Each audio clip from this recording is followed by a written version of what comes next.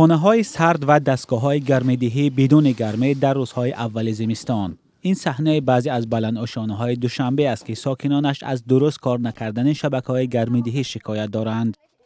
سوخته است خنکی را پوچون گریل کرا گرم کردگی موندگیم اینا بخپیم باور نکنین تپلینیو را بینین گرمیش هم نمیفهمی.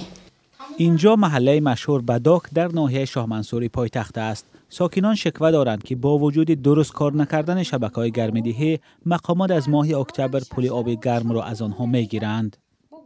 падезо турбоҳо гарманд хонаҳо хнуканд ай боло ҳам турба ширшир об мебиёне ки оби гарм нест дар ҳақиқат нест не ки вақте ки пули об мебиёранд гармидиҳӣ талаб мекунанд ҳамира ҳисоб мекунанд ай мо талаб мекунанд вақте ки дар хона оби гарм нест ҳамира мо чӣ хел пардохт кунем.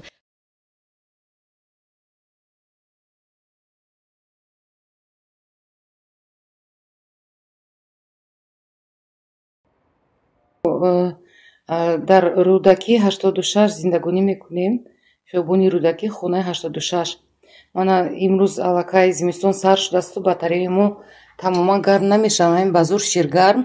ана бар ин тарафа нигоҳ кунед. мо фақат анамахел печка монда хоб меравем. در دوشنبه دو مرکز برق و گرم‌دهی فعال است که زیر نظارت شرکت برق تاجیک کار میکنند. سخنگوی این شرکت میگوید که در کار این مرکزها یگان مشکلی نیست.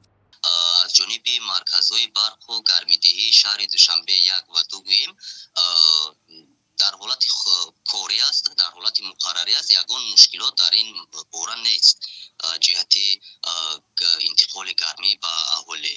مسئولیت رسانیدن آب گرم از مرکزهای برق و گرم‌دهی تا بناهای استقامتی را شبکه‌های گرم‌دهی دوشنبه به عهده دارد.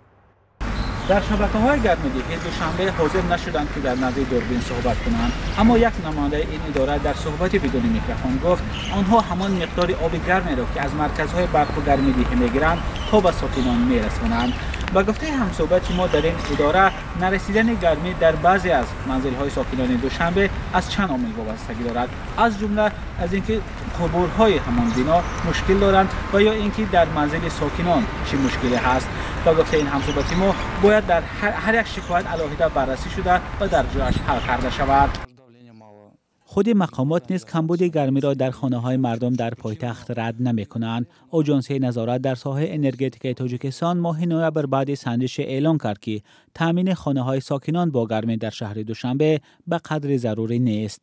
به اطلاع آژانس در اکثر محله‌های ناحیه‌های اسماعیلی سامانی و شاه منصوری دوشنبه معیارهای مقرر شده گرمی رعایت نمی‌گردد. موسم گرم‌دهی در شهر دوشنبه آخر ماه اکتبر شروع شد.